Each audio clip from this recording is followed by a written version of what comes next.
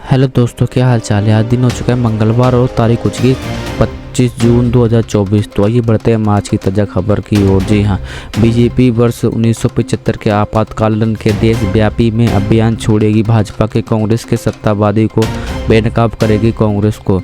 Bharatiya Janata party के तय किया कि पूरे देश में 1975 के आपातकाल पर एक अभियान शुरू किया जाएगा। भाजपा के अनुसार तो कांग्रेस को उसमें बदनाम किया जाएगा। भाजपा के राष्ट्रीय प्रवक्ता अनिल बनोली ने कहा कि पार्टी के राष्ट्रीय अध्यक्ष जगत प्रकाश नड्डा द्वारा अभियान के मुख्य आयोजन को शुरू किया जाएगा। इस अभियान को लोकतंत्र के काले नाम दिया गया है। आपातकाल लागू होने के अगले 21 महीनों के तत्कालीन कांग्रेस सरकार को देश के लोकतंत्र और संविधान को बंधक बना लिया था। जनता, मीडिया और विपक्ष के नेताओं पर अग्निगत अत्याचार किए गए। इस दौरान नागरिक अधिकारों को भी खत्म कर दिया गया था और तत्कालीन सरकार के खिलाफ उठने वाली आवाज़ का दमन किया गया था। आज भी 25 जून 1975 के बारे में पढ़कर हमें कुछ सीखने को मिलता है। जोखिम उठाने वाले सशस्त्र बलों को वीरों के विशेष भक्तों पर नहीं करेगी कैची, मिलेगी इनको आयकर की में छूट। जी हाँ, केंद्रीय सशस्त्र बलों में ऐसे जाबाज जो प्रतिकूल और कठिन परिस्थितियों में भी जोखिम उठाकर अपनी ड्यूटी को अंजाम देते हैं, उन्हें कुछ विशेष भत्ते प्रदान किए जाते हैं। उन्हीं भत्तों का आयकर ने छूट प्रदान की गई है। विभिन्न पदों के लिए आयकर विभाग ने छूट की एक भत्ते जारी किए हैं। ये भत्ते आमतौर पर तय होते हैं और कर्मचारियों को किए गए वास्तविकता आयकर अधिनियम के इस भत्तों के लिए एक निश्चित सीमा का पूर्ण छूट की अनुमति देता है। जी हाँ, आयकर विभाग के मुताबिक विशेष प्रतिपूरक भत्ते कुछ शर्तों और स्थानों के अधीन में 300 रुपये से अधिक लेकर 7,000 रुपये प्रति माह तक की छूट प्रदान की गई है। यह छूट व्यक्तिगत वेतनभोगी कर्मचारी की श्रेणी में होगी। नशे में झूमती हुई युवती, वीडियो वायरल। यूजर ने लिखा, केजरीवाल ने पंजाब को सैन्य प्रशासको बना दिया है। जी हाँ, पंजाब की जवानी को नशा का चंगुल में पड़ता जा रहा है। आए दिन नशे में ओवरडोज से युवाओं की मौत होती जा रही है। रविवार को 2 युवकों की नशे से मौत हुई। वहीं सोशल मीडिया पर नशे की हालत में झूमती हुई एक युवती वीडियो वायरल होता जा रहा है। यह वीडियो अमृतसर के मोकामपुर थाने के अंतर्गत जीटी रोड पर नशे में डूबी लड़की के वीडियो ने सरकार और प्रशासन की तरफ से नशे के खिलाफ किए जा रहे दावों का पोल खोल दी है। जी हाँ, सोशल मीडिया के प्लेटफॉर्म एक्स पर एक यूजर सुनंद राय ने यह वीडियो शेयर किया है। उन्होंने एक साथ 3 अलग अलग वीडियो शेयर किए हैं। आप भी देख सकते हैं कि कैसे ये महिला नशे में चूर हो रखी है। जी हाँ, ये बात कभी भी पुरानी भी नहीं है। आप देखिए वीडियो। डीडीए को सुप्रीम फटकार, पूछा दिल्ली के रिज इलाके में क्यों हो रही है पेड़ों की कटाई, इस बड़े स्तर पर पौधारोपण होगा। जी हाँ, सुप्रीम कोर्ट ने सोमवार को दिल्ली विकास प्राधिकरण के उपाध्यक्ष के बारे में स्पष्ट बयान मांगा कि रिज क्षेत्र में पेड़ों का उपराज्यपाल का आदेश है अनुमति के बिना काटा गया था। मामले में जस्टिस अभय एस ओका और उज्जवल भूइया की अवकाश पीठ पर वही डीडीए के कृतियों विस्तृत जांच करने का प्रस्ताव करती है, जिसकी वजह से कोई मूल्यवान पेड़ नष्ट हो गया है और उसको परिणाम स्वरूप पर्यावरण को नुकसान पहुंचाता है। फिलहाल इस मामले में अगली सुनवाई 26 जून को होगी। सर्वोच्च न्यायालय ने कहा है कि ये काफ़ी चौंकाने वाली बात है कि राजधानी में पेड़ काटे जा रहे हैं, ये जानते हुए कि शीर्ष अदालत की अनुमति के बिना ऐसा नहीं किया जा सकता है। इसमें अदालत की जानकारी लेनी चाहिए। बदले की आग में जल रही थी प्रेमी, कर ली किसी और से सगाई, लड़की ने करवाया जानलेवा हमला। कभी लव लाइन में रहते थे। शादी के इनकार करने पर युवती ने सहमति संबंध में रहने वाले युवक को सबक सिखाने के लिए जानलेवा हमला करवाया।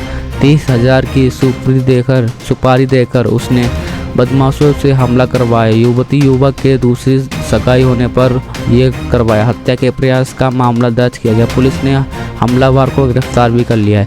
बदमाश के पूछताछ में युवती के साजिश रचने का खुलासा होने पर पुलिस ने उसे भी गिरफ्तार कर लिया गया है। पुलिस के अधिकारी ने बताया है कि 19 जून को फिलहाल बिहार इलाके में युवक पर चाकू मारने का हमला करने की जानकारी मिली थी। मौके पर पहुंचती पुलिस को ओमकार घायल अवस्था में मिला।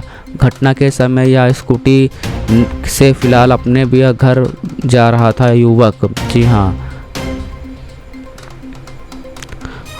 अयोध्या में राम मंदिर में रात 9 बजे के बाद वीआईपी दर्शन पर लगी रोक, शयन आरती के लिए पास होगा।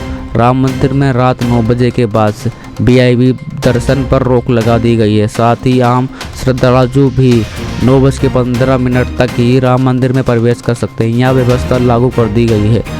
रात 9:15 बजे तक ही श्रद्धालु जा सकते हैं। इसके पास शयन आरती का वो होगा। राम मंदिर में सुबह 6:30 बजे से 10 बजे तक का दर्शन की समय सारणी का प्राण प्रतिष्ठा बाद राम मंदिर ट्रस्ट में यह फैसला लिया गया। उस दौरान रामलला के दरबार में 2 या 2.5 लाख भक्त रोजाना दर्शन करते थे। अब पहले से भी ये आधा हो गया है। भारत में हो सकता है अमेरिकी और जेवलिन मिसाइलों का उत्पादन, दोनों देशों के बीच इन मुद्दों पर होगी चर्चा। जी हाँ, भारतीय सेना के ज़रूरतों और पूरा करने के लिए भारत में अमेरिकी की जेवलिन मिसाइलों को तैयार किया जा सकता है। अमेरिकी और भारत के बीच इस मुद्दे पर चर्चा की गई है कि रक्षा सूत्रों ने बताया है कि मिसाइलों के संयुक्त उत्पादन पर हाल ही में चर्चा की गई थी। सूत्रों के अनुसार भारतीय सेनाओं के कंधे से दागे जाने वाली मिसाइल तकनीक पर विचार कर रही है, जिससे कि कई फायदे हो सकते हैं। पहला यह है कि उनका वजन बहुत ही कम होता है और कठिन इलाकों में भी सैनिकों द्वारा ले जाया जा सकता है। बताया गया है कि अमेरिका ने पहले भी भारत को जेवलिन मिसाइलों का निवेदन किया था, हालांकि उस समय इस परियोजना पर बात नहीं बन पाई। जेवलिन मिसाइल का उत्पादन अमेरिकी रक्षा कंपनी रॉयल और लॉकहीड मार्टिन द्वारा किया गया। अमेरिका द्वारा कई भागीदार देशों के साथ भी मिसाइलों का सौदा किया गया। पहले छोटे तीसरे दिन बड़े भाई ने दी जान, पुलिस पर उत्पीड़न का आरोप, उप निरीक्षक निलंबित हुए, अशोक लाइन हाजिर।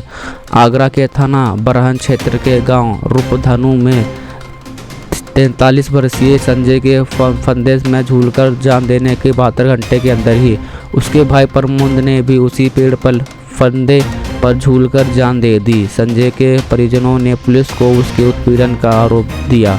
जी हाँ, पुलिस अधीक्षक ने इस मामले में विवेचना अधिकारी रहे उप निरीक्षक हरिओम अग्निहोत्री को निलंबित कर दिया गया है, जबकि सदाबाद के थाना प्रभारी मुकेश कुमार को लाइन हाजिर कर दिया गया है।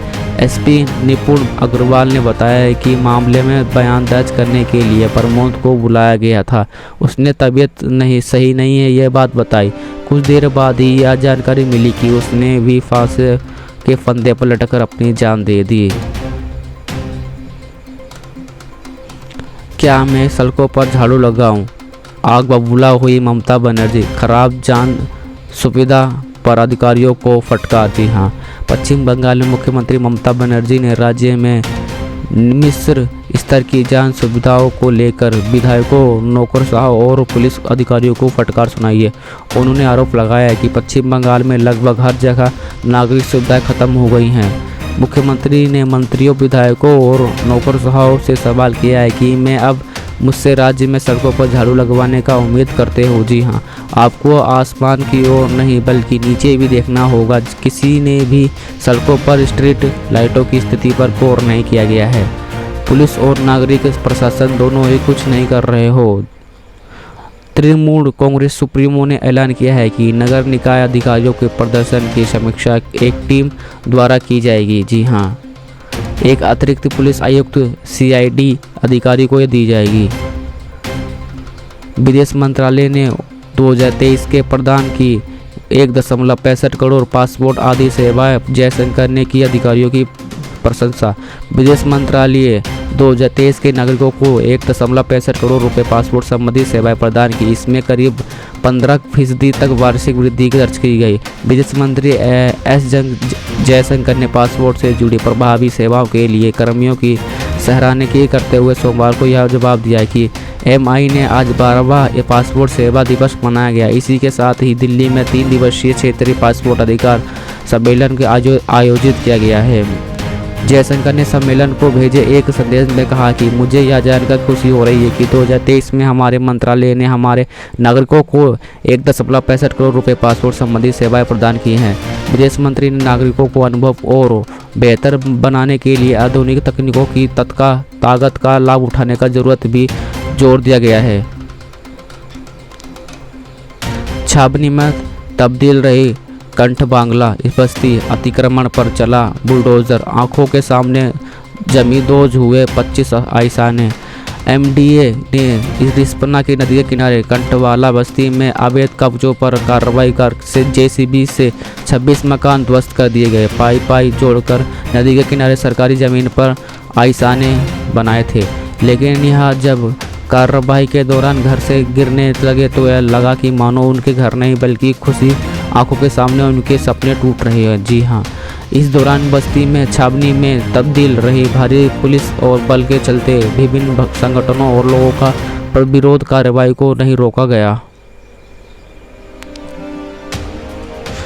यूकेपीएससी प्रदेश का यह विभागों में दूसरी बार भर्ती परीक्षा चयन हुआ, अब तक भी नहीं मिली नौकरी। जी हां, प्रदेश के 6 विभागों में हुई सहायक अभियंताओं के 150 पदों के भर्ती के लिए चयनित अभ्यर्थियों को शासन में 1 सप्ताह के भीतर नियुक्ति पत्र देने का आदेश दिया गया था, लेकिन इस आदेश के संबंधित विभाग ताक पर रखे हुए यह बजाय कि आदेश हुए कि महीने हो गए हैं, चयनित अभ्यर्थियों को अब तक की नौकरी नहीं मिली है। यह हाल है जबकि पहली बार में ही हुई भर्ती परीक्षा पेपर लीक की वजह से यह परीक्षा रद्द कर दी गई।